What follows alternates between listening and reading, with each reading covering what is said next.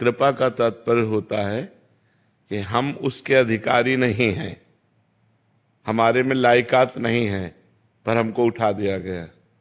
जैसे चिंतामणि वैश्या से आसक्त बिल्वमंगल, और उनके ऊपर कृपा होती है कि वैश्या उनको ठुकरा देती है, और वो बहुत आसक्त चित्त थे, सारी संपत्ति वैश्या को दे चुके थे, मन तन सब वैश्या को अर्पित कर चुके थे। अब उनके पास कुछ नहीं था। जब कुछ नहीं था तो उसने ठुकरा दिया, निकाल दिया।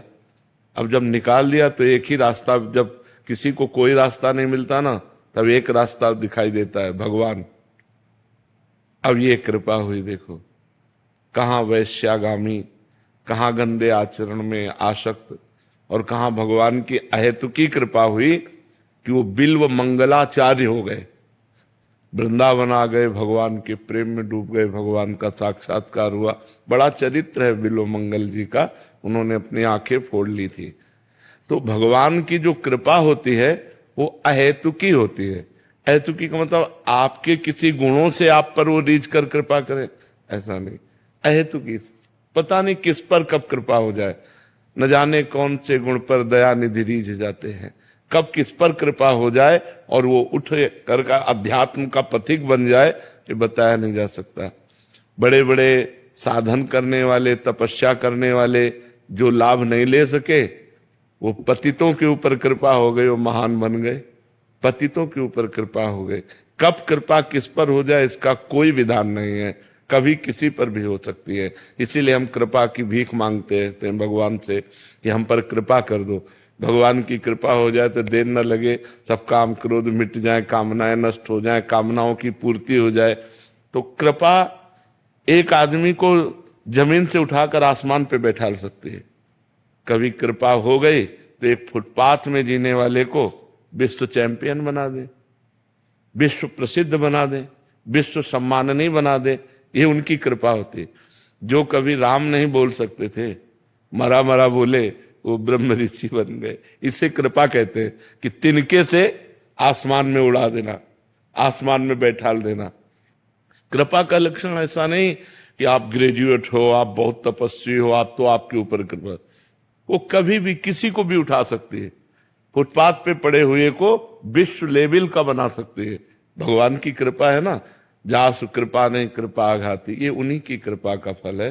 तो कृपा कब किस पर कहाँ होती, उसी मालिक का खेल है, जो एक तिनके से बादशाह बना दे, जो मसकई करई बिरंच अज अजय मसकते हीन, जो ब्रह्मा को मच्छर बना दे, मच्छर को ब्रह्मा बना दे, जो चेतन का जड़ करई जड़ई करई चैतन्य, अस समर्थ रघुनाथ है भजय जीव ते धन्य। जो जड़ को चेतन बना दे, चेतन को जड़ बना दे, उसका खेल ऐसा है। और इसीलिए तो कहते हैं उनकी शरण में आ जाओ। आज हम विपत्ति में हैं, आज समस्याओं से घिरे हैं, तो कल जब उनकी कृपा हो जाएगी तो हर समस्या धूल दूसरे। कृपा की चाह करे ना करे, भरोसा भगवान का हो जाए, अंदर की बात है, भरोसा भगवान। हम किसी भी स्थिति में रहे हो तो हम अपने को भगवान से जुड़े पाया है, ठीक है यार, कोई बात नहीं, जैसे भगवान रखें, भगवान से कभी अलग नहीं। हर स्थिति में भगवान से जुड़े रहना तो कृपा उतर जाएगी। मन और वचन और कर्म से भगवान का होके कि कुछ भी हो।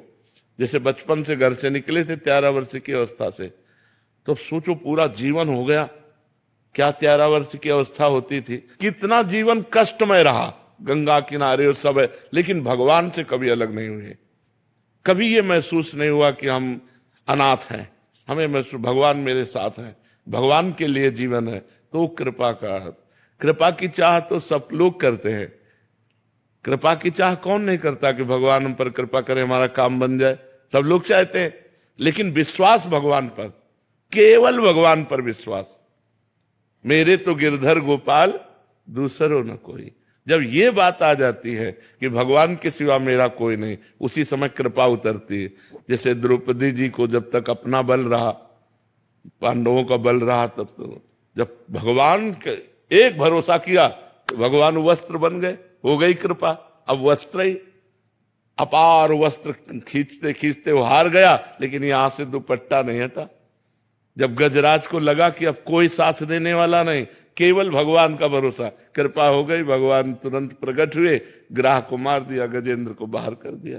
तो एक भरोसा जब भगवान पर हो, एक भरोसो, एक बल, एक आस विश्वास, तब कृपा का स्वरूप प्रकट होता है।